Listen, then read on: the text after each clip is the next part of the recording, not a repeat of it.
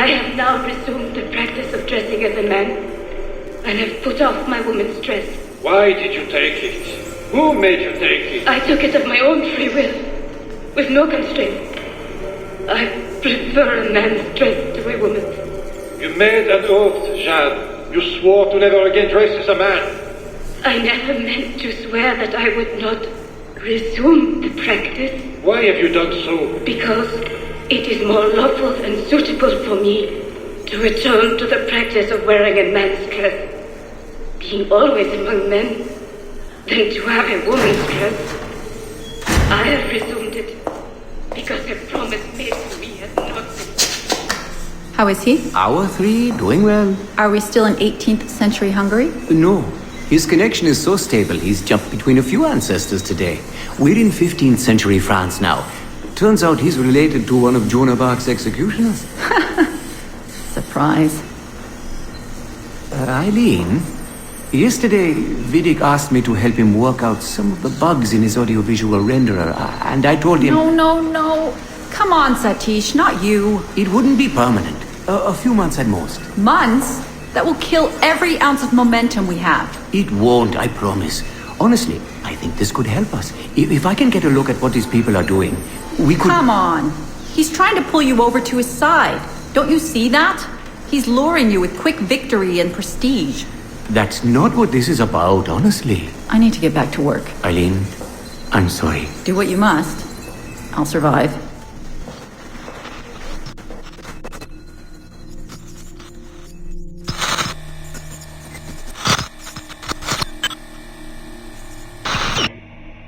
Surrogate Initiative, Test Session 32, April 2nd, 1981. Host Eileen Bock, DNA sample SB1970. Miriam, are you awake? What? Miriam, they're coming for me. Who is the guards? I see them from my window, amassing in the courtyard. My time is up. Basil, don't say this. You don't know that. Forgive me for this, Miriam. But I must tell you something. The artifact. We have it. But only Oscar and I know its location. Don't tell me. They will release you. Your family has connections. You must take the artifact and bring it to the assassins in Paris. Please don't. I don't want to know. It's safer if I don't. Hush now. If I die, knowledge of its location dies with me. You must bring it to the assassins. Assassins? I don't understand. The spire of St. Petrus. No, I don't want to hear. Cell 7!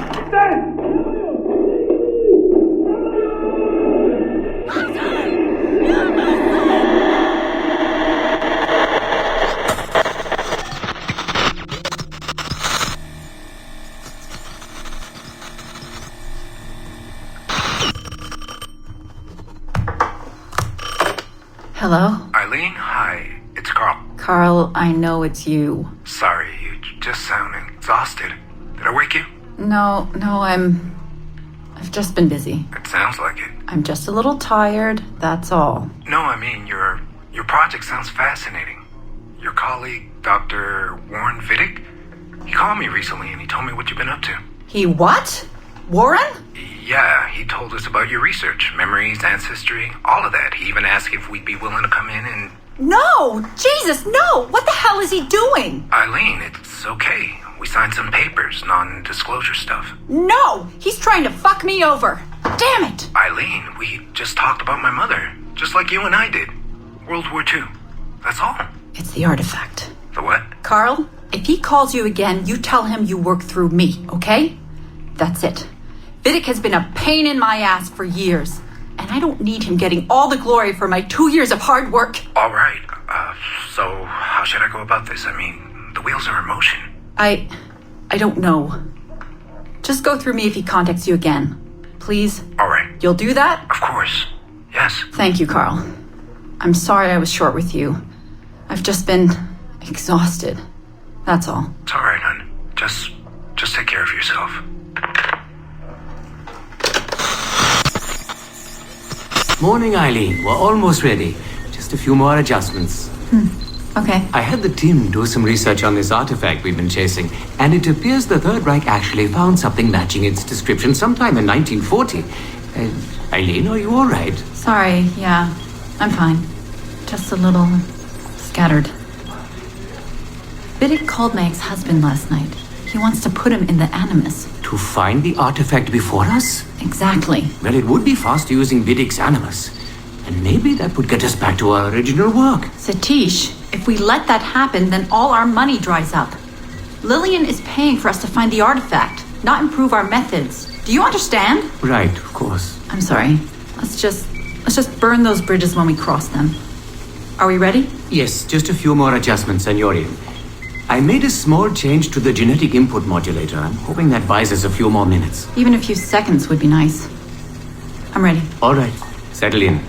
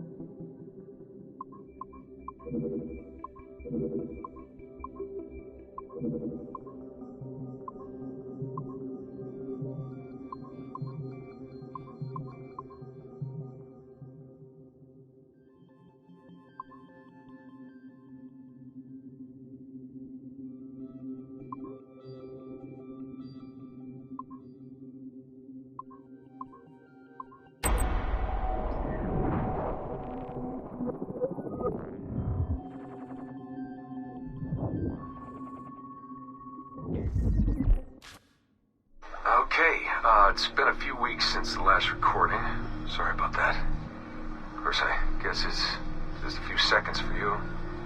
We'll leap down the playlist. Anyway, I was talking about Clay. Kasmarek, Subject 16.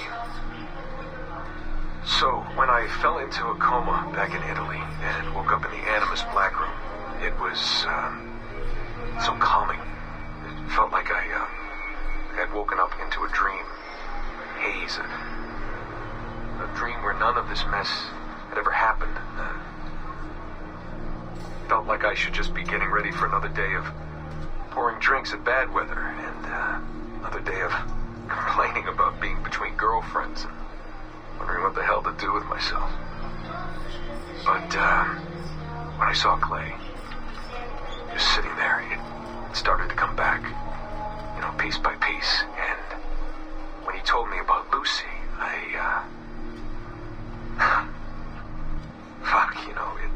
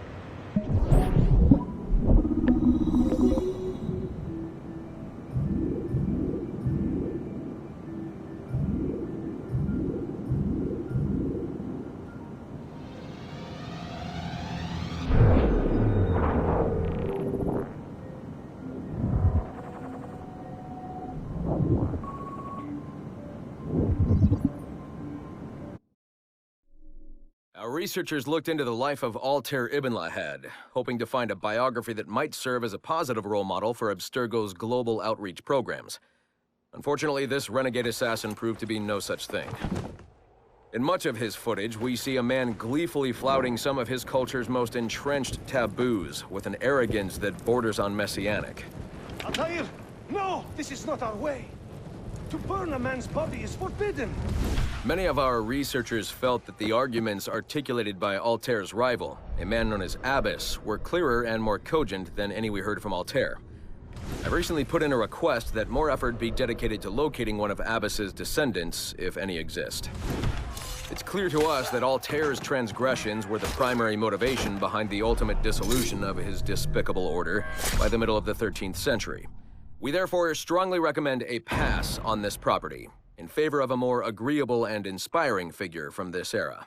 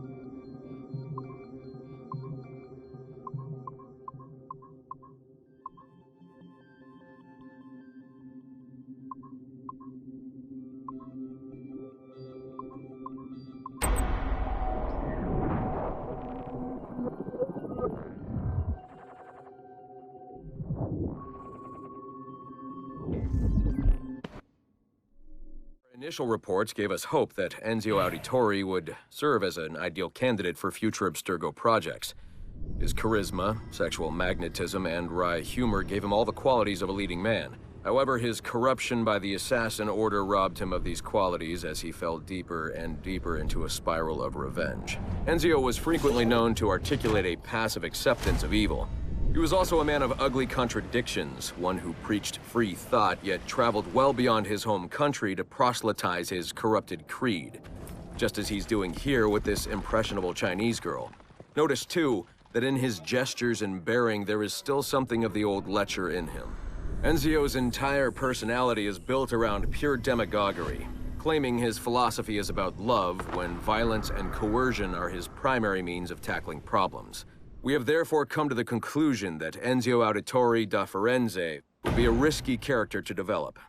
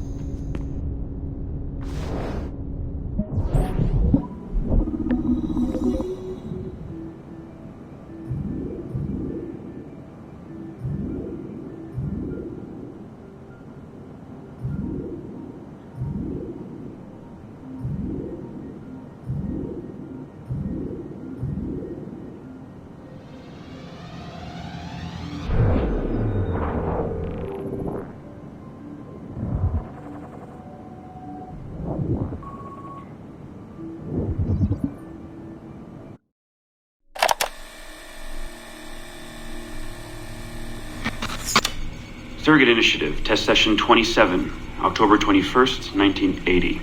Host Eileen Buck, DNA sample SB1970. Miriam, my dear girl, there is no good reason for you to be here.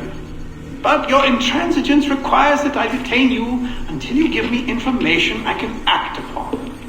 The location of the artifact, perhaps, or the whereabouts of your leader, Bartel Shink.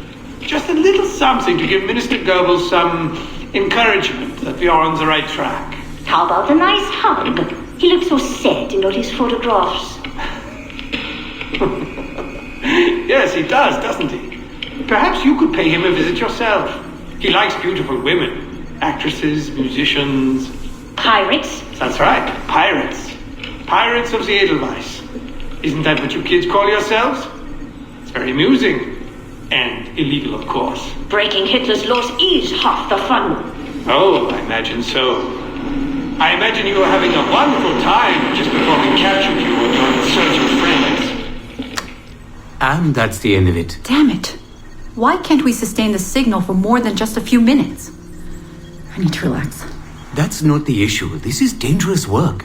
These memories aren't in your bloodline. That's why it's not holding. There's got to be a solution. Any idea what they mean by the artifact? I've heard it a few times now. Not sure.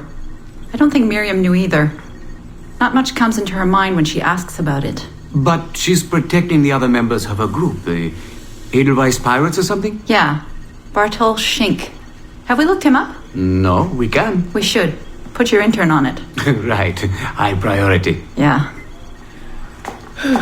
This isn't getting any easier. Jesus.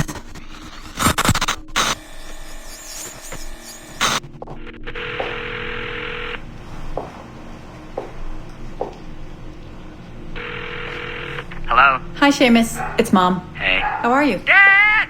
It's Mom! Hello, Eileen? Hi, Carl. How's Seamus? Great. We were out shopping for school clothes. Yeah. The summer just sped by. They all do. I never seem to notice. No windows in the office. Right. Trapped in the lab. So, did you need to talk? Yes, sorry. I was curious about your mother, actually. Oh. Okay. How much did she talk about the war when you were growing up? Not often. Bits and pieces.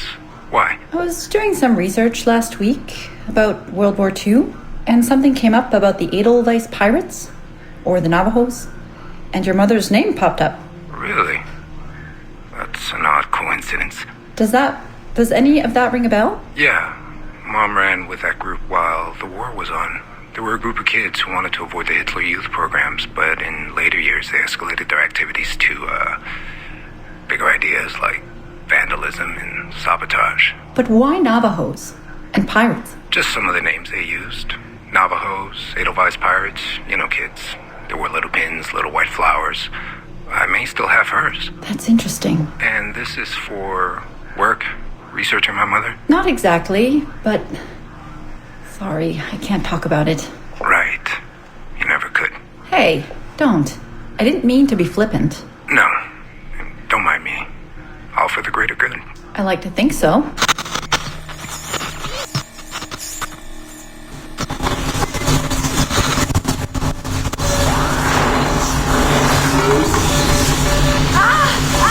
Power down.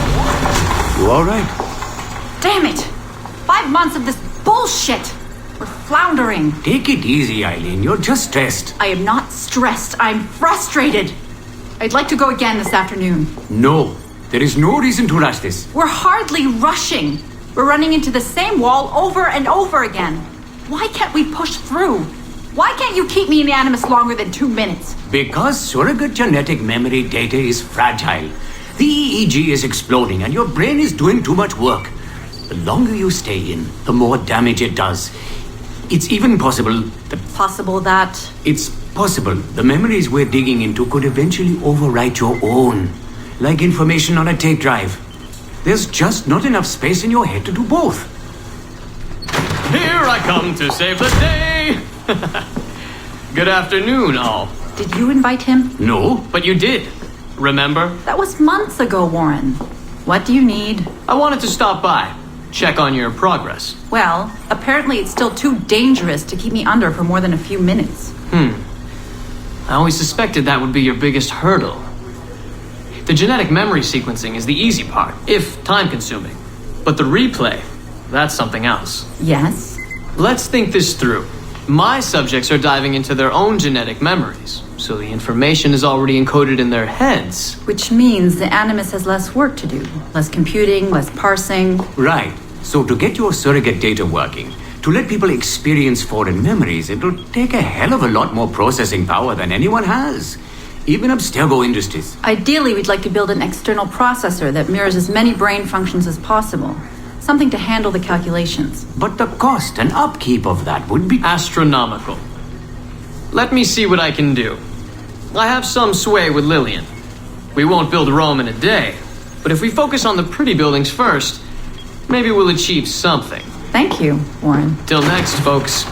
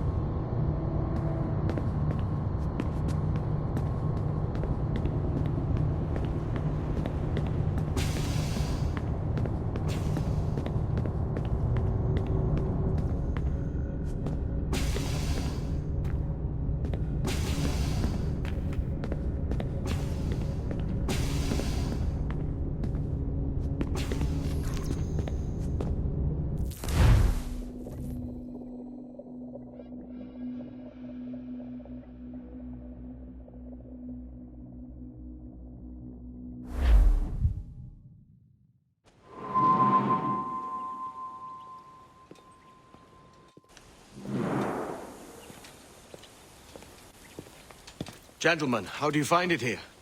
It will work for us. But our goal must be to scatter our operations. To live and work among the people we protect, just as Altair Ben Lahad once counseled. Well, until that time, it's yours as you see fit. Edward, Captain Woods Rogers survived his wounds. He has since returned to England, shamed and in great debt, but no less a threat. I will finish that job when I return. You have my word.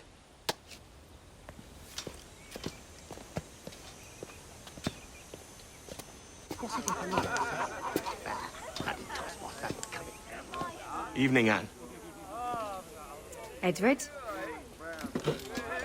I'll be sailing for London in the next few months. I'd be a hopeful man if you were beside me. England's the wrong way around the globe for an Irish woman. Will you stay with the assassins?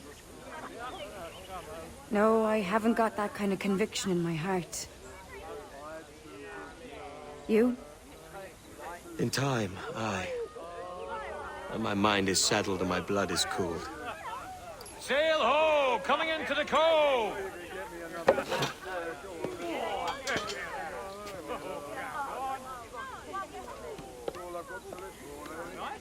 You're a good man, Edward. And if you learn to keep settled in one place for more than a week, you'll make a fine father too.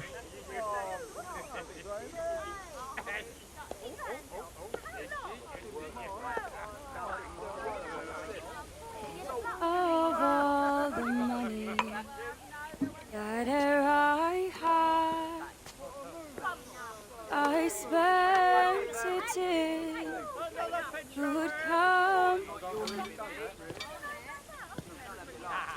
and all the harm that I've done, alas, it was to none but me. And all I've done for want of wit to memory now I can't. So felt the parting glass. Good night and joy be with you all.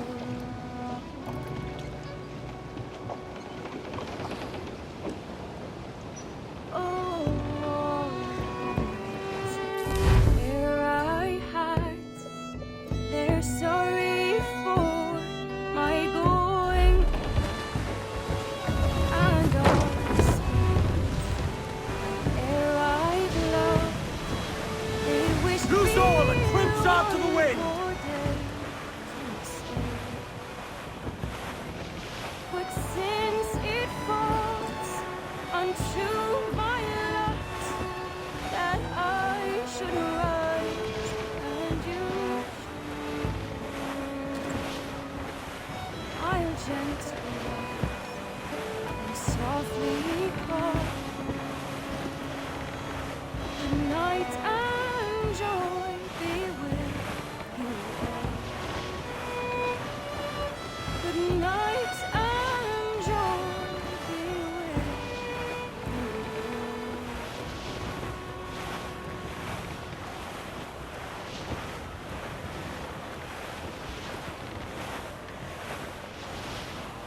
Father, did you always know how to sail a boat? The Jackdaw is a ship, Jenny, not a boat. But did you always know? No. No, I learned after leaving Bristol. After you left Mother? Well, I didn't leave without saying goodbye, that is. It was an arrangement, you see, between your mother and me. She said you left her. She said you always talked about sailing a boat and making money in the New World. I did always want to sail a ship. That's true. But not for a lark. To support us. To take care of her. And you. Not me. Mother said you didn't know about me. She said you wrote only once a year and that she never knew where to find you. That's all true, and I'm sorry for that. If I'd known earlier, I might have come home. I hope that I would have. Well, you were busy. That's what I think. I was, but that wouldn't have mattered. Can I steal your boat? Boat? I see no boat here. Do you? I mean ship, obviously. I don't see the difference anyway. Ah, it's a very simple one, Jenny. A ship can carry a boat, but a boat cannot carry a ship. Why then, everything's a ship. Large and small. But for my toy boat, the one I take into the bath with me. That's a clever way of seeing it.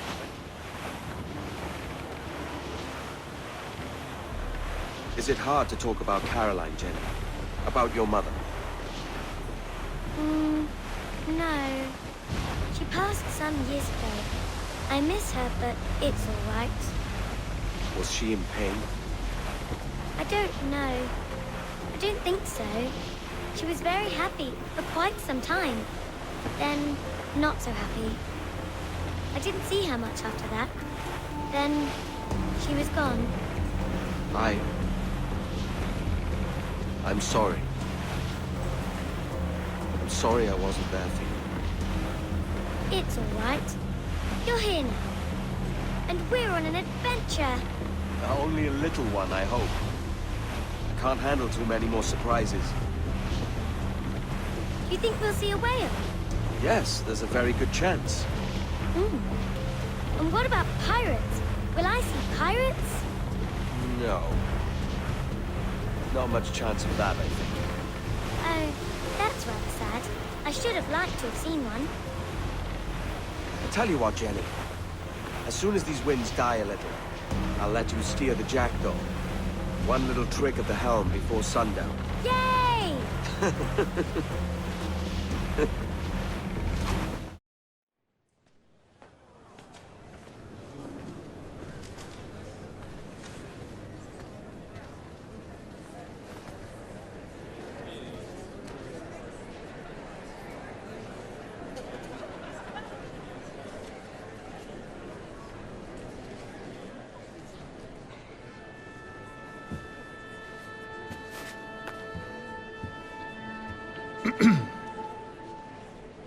Miss Jennifer Kenway, may I introduce myself? Jennifer Scott, if you please.